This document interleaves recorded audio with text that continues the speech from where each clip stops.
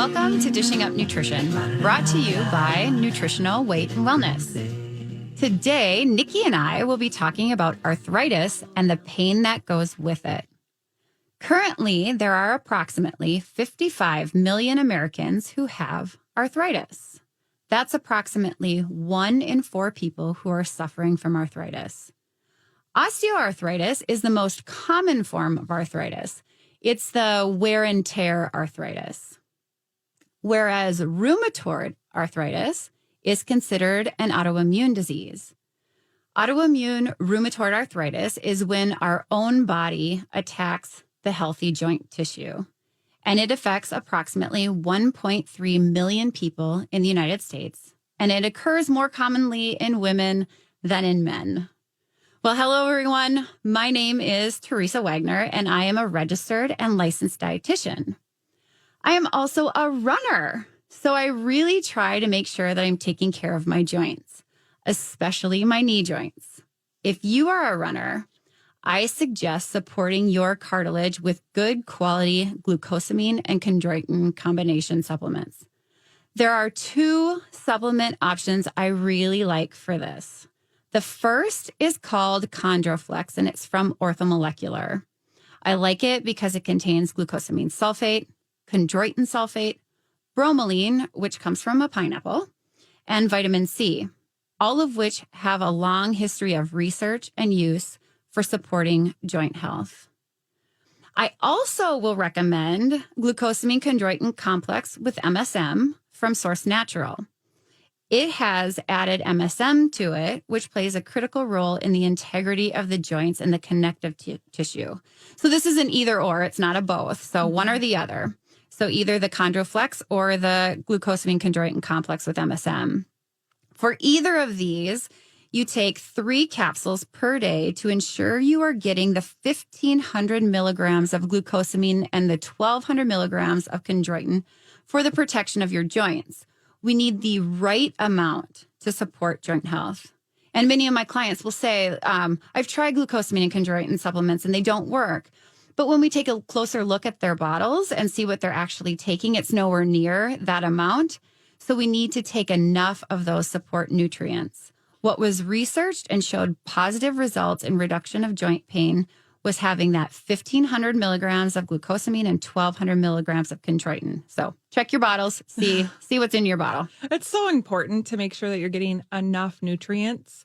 I always talk about therapeutic, making sure that you are supporting your body with those supplements. And I think of it like this. So I've heard it kind of explained. If you take a bucket of water to a house fire, you've showed up with the right materials. You just don't have enough to put out the flame. Right. So it's really important to make sure that you're doing the correct amount. So good morning to you, Teresa, and to our listeners. I'm Nikki Doreen. I'm a registered and licensed dietitian as well. And I am excited to be co-hosting today. And in many cases, people seem to think that food and nutrition as how it is affecting their weight. Right. Rarely do they think and connect how food affects their joints or the amount of inflammation they may be having in their body. Did you know arthritis discomfort, inflammation pain are actually the leading cause of work disability? That's pretty impactful. Right. Mm-hmm. You mentioned running earlier, Teresa, and I can totally relate to the joint pain from running. And I recently started some virtual exercise classes because I think we're all kind of figuring out how to get back into the gym or, how we're going to get some extra exercise in. And so these classes I've found are more strength training. And I notice that sometimes my joints are a little angry. So I really like to focus the nutrition support for my joints and preventing pain. It may also surprise arthritis sufferers that eating the wrong foods can lead to arthritis flare-ups. Here's a question for you. If you knew that eating a certain food would lead to more inflammation and pain, would you be willing to give it up? Teresa, let's start today's show talking about food. Of course, this is a nutrition show. Let's talk about food that is harmful for joints. There are 4 different food categories we're going to discuss, and these can lead to arthritis flare-ups. As dietitians, we encourage our clients to eliminate these 4 different food categories from their daily eating so they can put an end to their stiffness and joint pain. Actually, this topic reminds me of a client that one of our nutritionists worked with at Nutritional Weight and Wellness. Some of you may have remember hearing us share her story on past shows. This client said when she stopped eating sugar, the pain in her left knee joint, which felt like shards of glass. I mean, ouch, that not fun. Shards of glass. Just once she started eating differently, disappeared. That's pretty amazing if you ask me. I don't know how you feel about Yes, Teresa. absolutely. After hearing that testimonial, eliminating sugar sounds like a great place to start. A minute ago, I asked you if you knew that eating a certain food would lead to more inflammation and pain for you. Would you be willing to give it up? Can you guess what food we're talking about giving up? Well, we're talking about sugar. So are you willing to eliminate sugar, all sugar, from your diet? Wow, Nikki, that's a big ask. All It sugar? is. Trust me, from a former sugar addict, for sure. Yes. I'm sure many of you listening today can attest to the fact that eliminating sugar is easier said than done. In Michael Moss's book, Hooked, Food, Free Will, and How Food Giants Exploit Our Addictions, he described how the big processed food companies were able to shift us as consumers to the idea of convenience ever so smoothly and thoroughly that we didn't even know that it was happening. These big food companies didn't just make our cereal pre-sweetened, they called it more convenient.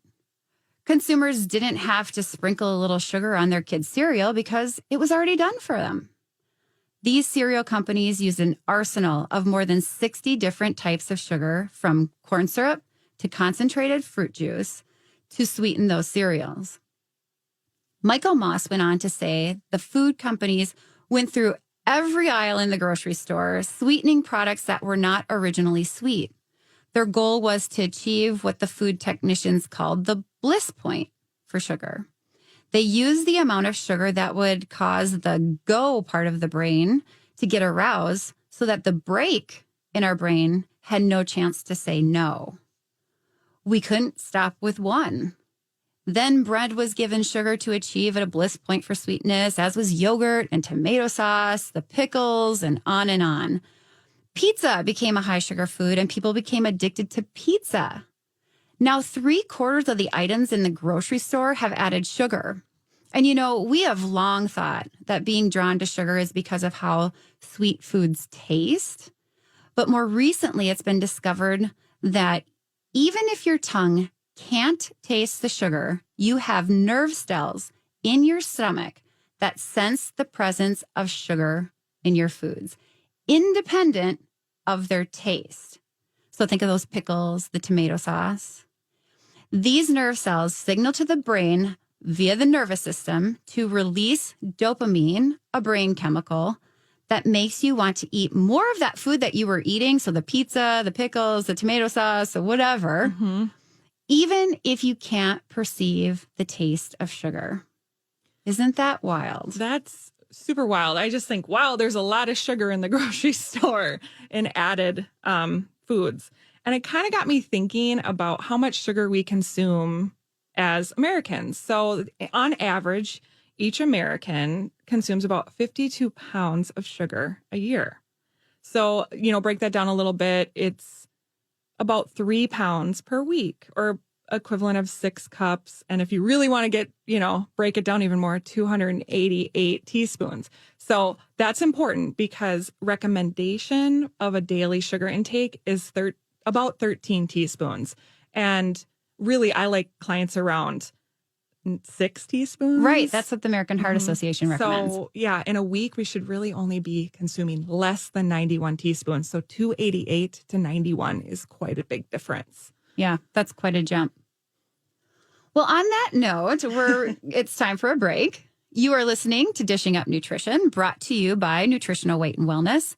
Today, we are discussing how certain foods you eat increase arthritis pain, and also foods such as olive oil and blueberries that can help to reduce that pain. Welcome back to Dishing Up Nutrition. I want to let our listeners know our summer sale on all the NutriKey supplements ends tomorrow, July 25th. Stop by one of our 6 locations today or order online by Sunday to save 15% on your order. If you want to stock up on NutriKey supplements, call us today at 651-699-3438. We can put together your order and you can either pick it up or we can mail it to you. So super convenient. And before break, we were discussing sugar and kind of how much we're taking in as Americans and how much we really actually need. And after hearing about how much sugar is in all these processed foods, eliminating sugar is easier said than done. Right. Not always easy. So with all that added sugar in our food products, we now have the expectation that everything we eat should be sweet. I've had pre-made meatloaf that I was like, this tastes like a cookie. It's just so sweet. It's crazy. Sometimes my clients are not satisfied with eating real food. So I think of real food as, those healthy animal proteins, healthy fats, vegetable carbs, fruit carbs. They are constantly looking for that sweetness and are often a little irritated that they cannot indulge or get that sugar fix. I'm sure you see that too, Teresa. Oh, sure. Yeah. If they want to lose weight, reduce their blood sugars and their triglyceride numbers, decrease their aches and pains, Which we're talking about today. Exactly. Arthritis. Hello. They need to eliminate the high sugar foods and all the processed carbs. If they don't, they will continue to crave that sugar. So like we talked about the dopamine response, it's that craving, that wanting of that neurotransmitter firing of that happy brain chemical. Yeah, it feels good. Yeah. Sadly, these big food companies have given us an addiction to sugar. And you're not alone out there. I've been there. I ate a lot of sugar before I found Nutritional Weight and Wellness, and I'm a dietitian. So it wasn't before I got all that education. It was during, after. So if we want to break that addiction, we actually need to eliminate processed foods and really only eat foods from our gardens or the produce aisle or farmer's market. Great time for that right now. Meat from farms that raise grass-fed animals and natural, non-refined oils and fats. In time, when our clients follow that weight and wellness, real food eating plan, their sugar cravings become controllable and their arthritis pain is reduced and becomes manageable. Pain reduction is probably one of the biggest body signs I see with my clients, especially newer clients that start eating this way. They're like, oh, I don't have that ache in my knee or my legs don't hurt or my shoulder, whatever there's ailing them. I don't know if you can relate to that, Teresa, if you hear that from absolutely. your clients. I hear that all the time. And it's sort of an unexpected thing. Yeah. Okay, so sugar was the number one food of the 4 we're going to talk about today to consider when talking about arthritis. Now we're going to tackle another food that causes pain and inflammation. Well, if you guessed that we were going to suggest eliminating gluten, you are correct. To eliminate or reduce inflammation or pain, we suggest that you eliminate bagels, muffins, pasta, bread, pizza, even things like beer, soy sauce, or those rice mixes that come with the flavoring. Mm-hmm. These all contain gluten. And they're all refined carbohydrates, so they're high in sugar. Gluten is highly inflammatory, and the inflammation causes chronic pain. If you are one of the 55 million Americans who have arthritis, or if you are someone who experiences pain and inflammation frequently, you have to ask yourself, what am I eating that's causing this pain? A good place to start is to eliminate gluten-containing foods and foods high in sugar. So now you're probably wondering, how does gluten cause inflammation? I think that's a valid question. Mm-hmm. Basically, it starts in your gut. Now, some of you are going, what? What does gut health have to do with my joints? Well, the job of your intestinal tract or intestinal lining is to protect the bloodstream from bacteria and viruses. Researchers have found that gluten damages the intestinal lining, allowing gluten particles, bacteria, and viruses to leak through. Hence the condition called leaky gut. Dr. Jeffrey Bland, the father of functional medicine, described leaky gut 30 years ago. So, a few years ago, 30. Yeah, it's been around a while. Been a while. Gluten is highly inflammatory and causes chronic pain. When we're working with clients, we have a graphic of the intestinal tract to show our clients how the barriers or the junctions protect the bloodstream from foreign objects such as gluten particles, like you're saying, from undigested food particles as well, also from bacteria or viruses, and keeping them inside the intestinal tract rather than leaking through into the bloodstream where they don't belong. When gluten gets into your bloodstream, it can trigger inflammation in your blood vessels throughout your body. And I always tell people, it just hits you wherever your body tends to be weak. So for some people, it's their knees. For other people, it's hips or elbows or wrists or their fingers, their neck. And of course, we can't forget the lower back. Yes. Yep. Gluten, when I eat gluten, I get headaches, but joint pain is a part of it too. So think outside the box. Could this be triggering that? Your arthritic condition is not just from getting older or from your genetics, despite, what you may have heard from other medical professionals. I hear that a lot with clients. Well, my doctor said this is just a part of aging. Well, let's just see what we can do. Let's do what we can. Yeah. Food's not going to harm. Yes. There's no side effect to eliminating gluten and sugar except for feeling better. Exactly. You can always bring it back in. Exactly. And what we believe, what you are eating can also cause serious inflammation. When your immune system sees gluten, bacteria, or virus, it calls on an army of white blood cells. I see them like marching in. We're going to take care of that inflammation, and they will attack these foreign objects, which then results in inflammation.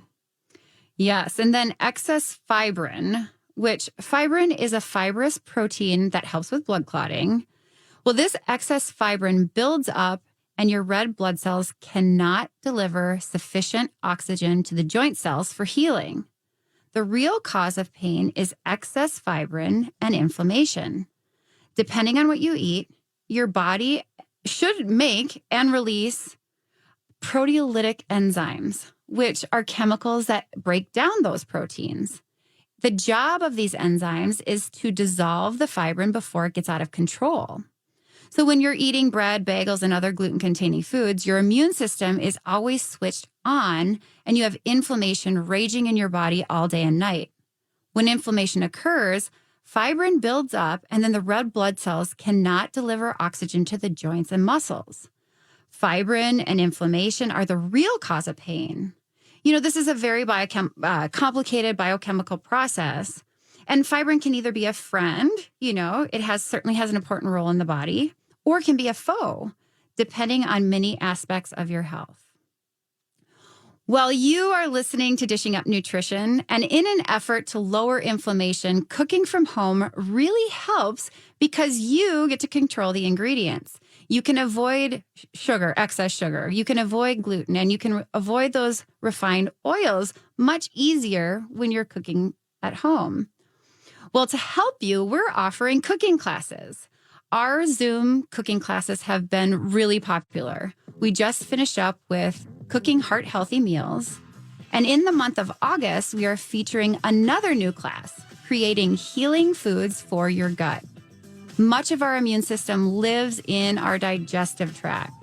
We can strengthen our immunity and lower inflammation when we cook and eat foods that support our gut.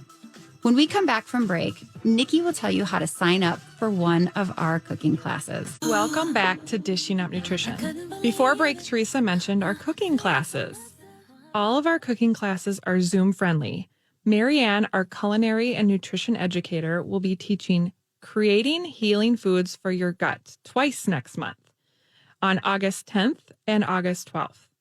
To reserve your spot, give us a call at 651-699-3438 or go to weightandwellness.com to sign up. The class is only $25 and it will be the best money and time spent for your health. Healing starts in the kitchen. How else to reduce sugar, right? Yes. And I have taken her classes and I am signed up for, I can't remember if I'm in the 10th or the 12th class. Nice. August 10th or 12th class, but I'm looking forward to it. So it's going to be exciting. Great things from my clients that have the taken Heart the Healthy cooking class. We did a pesto recipe. That's I so love pesto. good. And she had so many versions of pesto. It was like, I can't wait to find some fronds to put in my pesto this next time. So I love it. So it'll be good. So yummy. You learn all these really interesting tips from her. And so it's really fun. Great. Before break, we were talking about sugar and gluten and how inflammatory it is. Basically, what I was hearing about gluten was gluten consumption causes inflammation, which can become chronic and cause pain, especially for those arthritis sufferers, which is our main topic today, to reduce pain and from arthritis. So you really don't need to understand that actual science behind it, behind that pain and that inflammation. Just keep it simple by changing your food choices. We have covered so far 2 of the most inflammatory foods, sugar and gluten. So let's now move on to the next food on our list. The third inflammatory food is refined oils. They're found mostly in, fast foods and processed foods.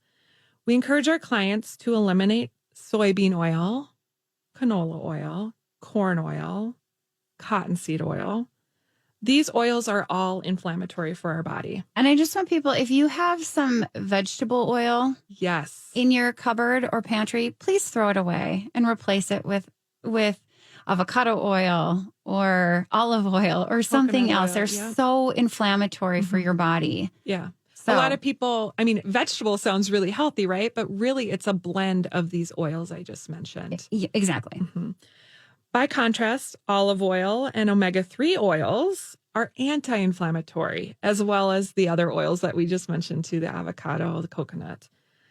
Many clients start their day with adding 2 teaspoons of olive oil to their breakfast. So I think, adding it to eggs, adding it to maybe to their vegetables or eating. Yes, you can eat vegetables in the morning for breakfast. Might be a little strange to get used to, but I guarantee you're going to feel really good that day.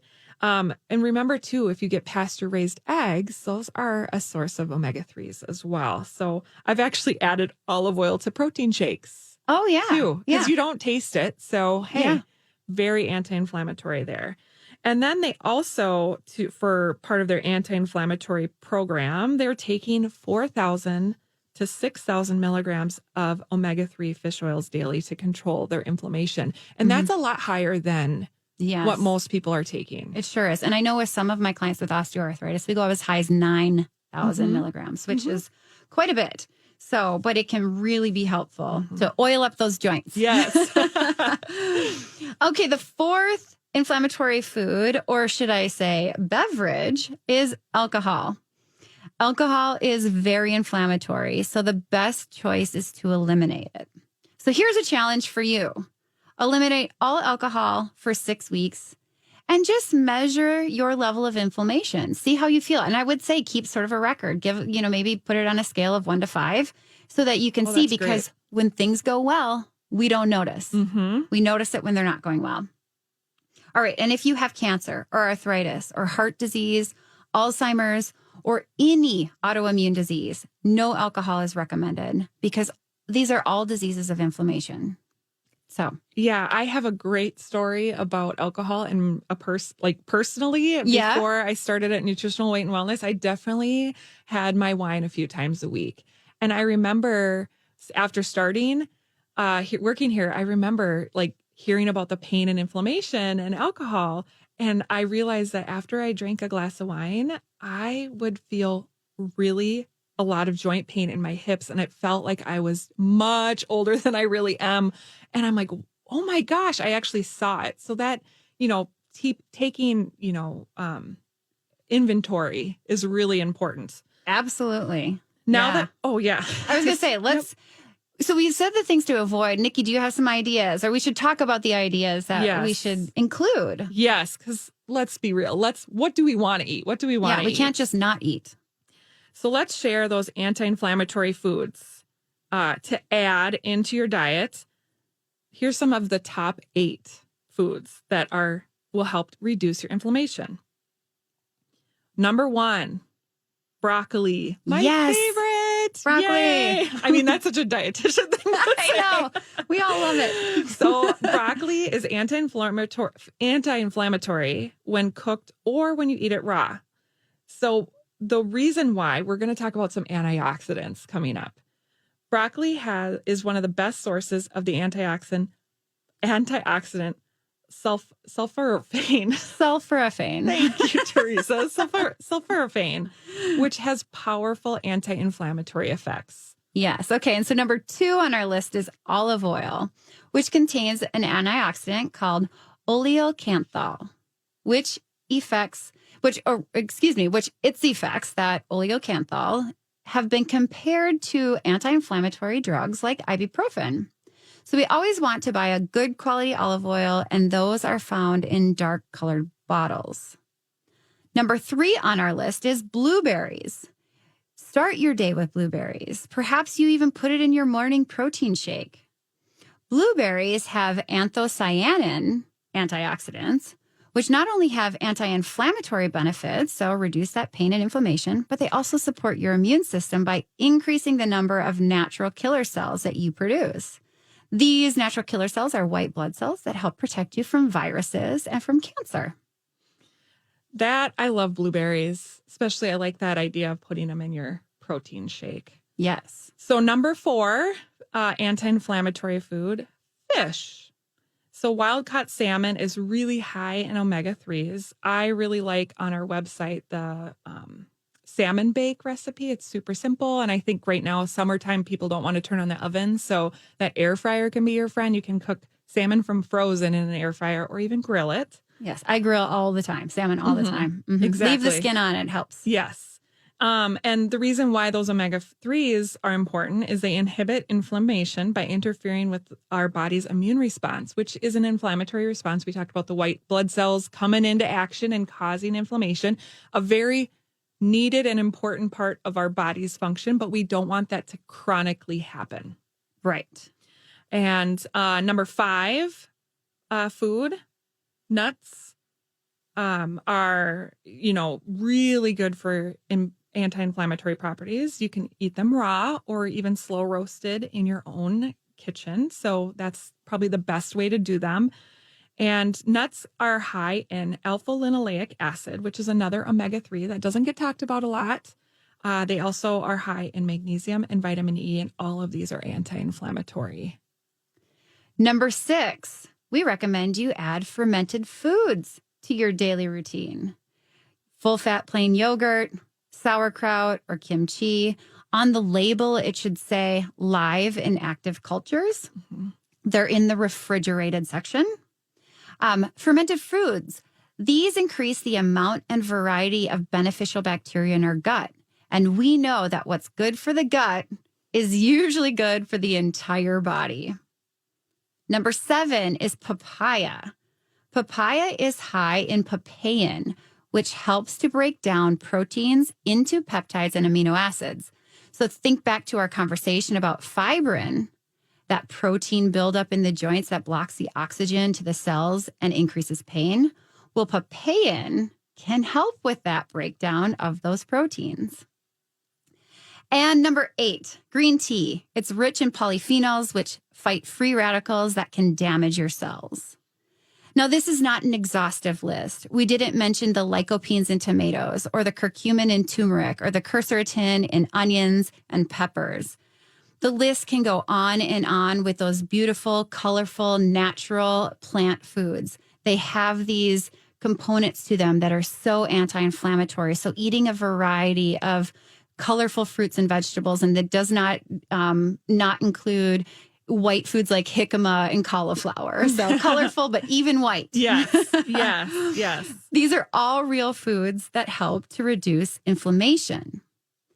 In addition to adding these anti-inflammatory foods, we encourage you to have an adequate level of vitamin D. Research studies have linked low blood levels of vitamin D with an increased risk of both osteoarthritis and rheumatoid arthritis. Research has also found that when you have an insufficient level of vitamin D, osteoarthritis gets worse at a rate of 3 times faster. So we recommend you have your vitamin D level checked and having that level between 60 and 80 for best pain management.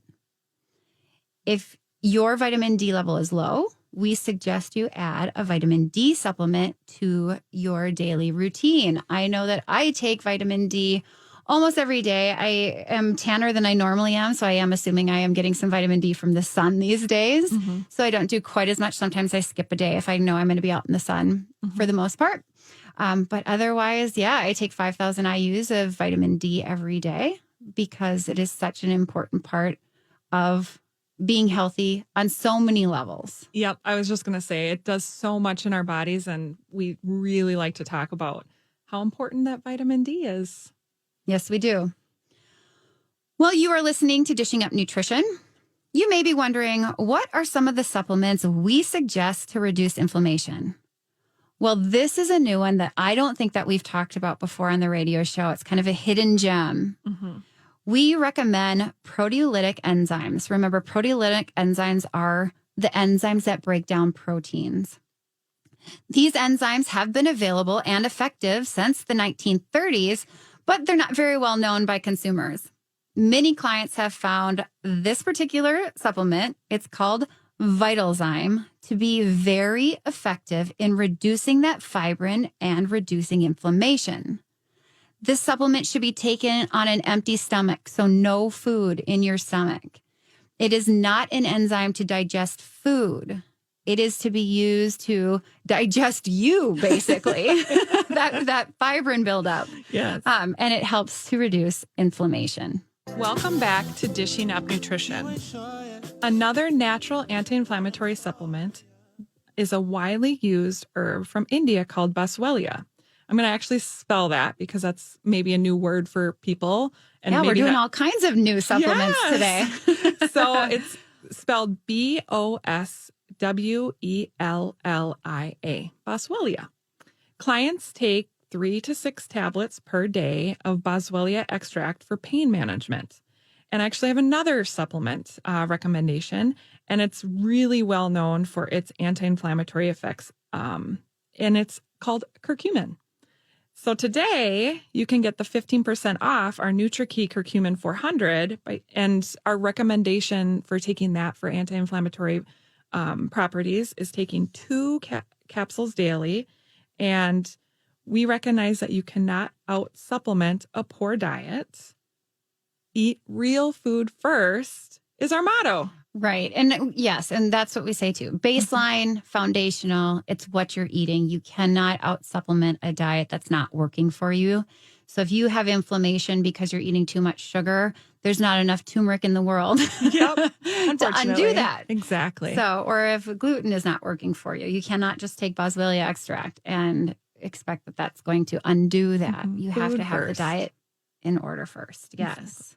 So before break, we were talking about all the awesome foods you should eat for anti-inflammation. And we actually had some calls come in just for some questions. So the first caller asked about the sugar facts that I had mentioned earlier in the show. So I wanted to just review those. So the average American today eats about 152 pounds of sugar. So that's that added sugar that we find in the grocery store that we were talking about. Okay, 152 pounds. That's the equivalent of an adult. Yeah, that's a lot of sugar in 1 year. So that breaks down, this is the math part. So that breaks down to about 3 pounds per week, or the equivalent of 6 cups per week. And I broke it down to teaspoons because a lot of times we talk about how many teaspoons of sugar are in foods. So in a week, the average American consumes about 288 teaspoons of sugar. Now, then we switched gears and talked about what's recommended. And what's recommended is no more than approximately 13 teaspoons of added sugar daily. Well, that's high for what we would recommend. We recommend closer to 6 or less. So, and that's that added sugar you're talking about. So that's not the sugar that's within the fruit. Yes. It's not the sugar that's in the potato or the sweet potato. Mm-hmm. That is the extra sugar that when you're baking bread. That's the sugar that goes in there. Yep, Or that's the processed carbs, refined carbs. Exactly. So, yes. Yeah. Yeah. So added sugars are everywhere. They're in everything. Like I was saying, there's sugar in your pickles. It's just crazy. Mm-hmm. We actually had 2 more callers too. So Christy called and asked if eating olives for breakfast is the same thing as having olive oil. And so our recommendation for olives or olive oil is we really want to get about 10 grams of fat from that olive or olive oil. So the equivalent would be 6 to 10 olives. Now, olives come in all kinds of different shapes and sizes. And so if it is a large, like the queen olives, probably more on the 6 side. And if it is the smaller olives, more on the 10 side. So you want the equivalent of 10 grams of fat of olives, or 2 teaspoons of olive oil is also 10 grams of fat. So if you're doing olives, 6 to 10 of those, and olive oil, 2 teaspoons is what we recommend per meal. That's not a day, that's per meal. Yep. And the important thing is it doesn't matter what olive. You can do any olive. Any olive. Yep. Yeah, green, Kalamata, black, whatever you like. They're great. Mm-hmm. And then Monica called in and asked she asked about blueberries. Now, blueberries is tricky because sometimes they get a bad rap because they have sugar in them. But this is naturally yes, that's why they taste sweet. Mm-hmm. This sugar, though, grew in them naturally. So when it grew on that bush, the blueberries just got carbohydrates actually from the soil and the carbon in the soil and things. And I don't know, photosynthesis. Let's just go with, I'm not sure. There you go. But the sugar is just natural, right? It came from nature. So this is not the added sugar that Nikki was talking about. However, for inflammation, we don't want to have too much carbohydrate in our diet because it does have an effect on our blood sugar, because all carbohydrates are broken down into sugar in digestion. Yes. So if we're thinking about blueberries, yes, they're a natural sugar, and yes, they're anti-inflammatory, and yes, you should eat them. We probably shouldn't eat the entire container of them. So what we typically recommend for people is to have about the equivalent of 15 grams of carbohydrate from blueberries, which is usually about 3/4 of a cup. I mean, you can check my math on that one. I'm pretty sure 1 cup has 21 grams of carbohydrate. Mm-hmm. So about 3/4 of a cup will get you to that 15 grams of carbohydrate from blueberries. And this also has fiber in it. So that's so good for you too. It helps to reduce or blunt that effect on your blood sugar.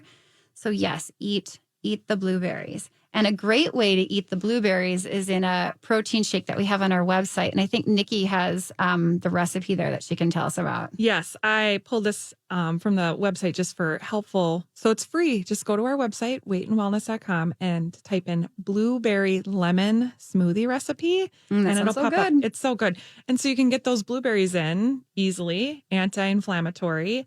It tells you, it has frozen blueberries in, which is nice for those smoothies, but you can use fresh as well.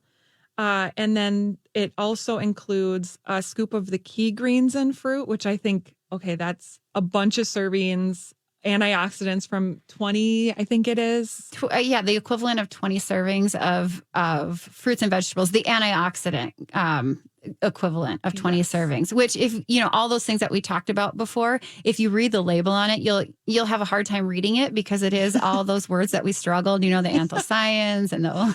Exactly. So this recipe calls for the pink lemonade flavor of those key greens and fruit. And then a 1/4 cup of full fat coconut milk. So that's the healthy fat added into there.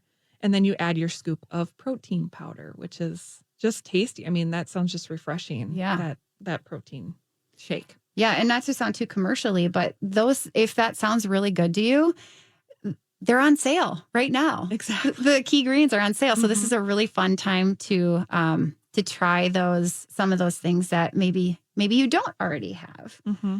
So thanks for the questions. Those were great. That was really fun. Thank you. To review.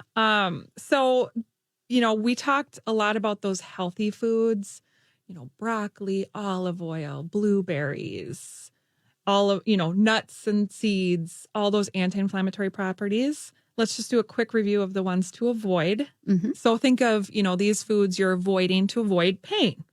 They can be harmful to our joints. So think of sugar, added sugar, processed foods, those that contain sugar. Number 2, gluten. So things breads, pastas, bagels, the list goes on and on. We named a lot of them. They're hidden ones in like soy sauce, beer, refined oils. Again, those are canola, soybean, corn, and cottonseed, and that vegetable oil, which is usually a combo of those. And then alcohol is another big inflammatory food. Right. So if you need help eliminating these harmful foods from your diet and setting up an anti-inflammatory eating plan, we can help. Reducing pain and healing joints takes time and dedication, but eating that weight and wellness real food eating plan will help.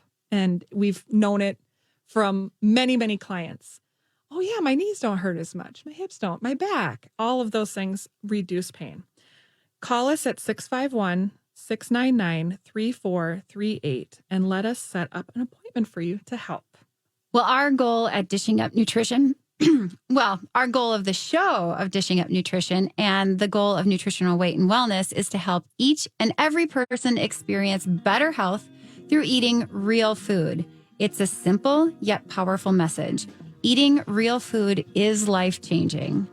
Thank you for listening and have a great day. Thanks for listening to Dishing Up Nutrition. If you enjoy this podcast, please share your favorite episodes with a friend or leave a review on iTunes, Stitcher, or iHeartRadio. The content and opinions expressed are those of the hosts or presenters. They are not intended to diagnose, treat, cure, or prevent disease. Product statements have not been evaluated by the FDA.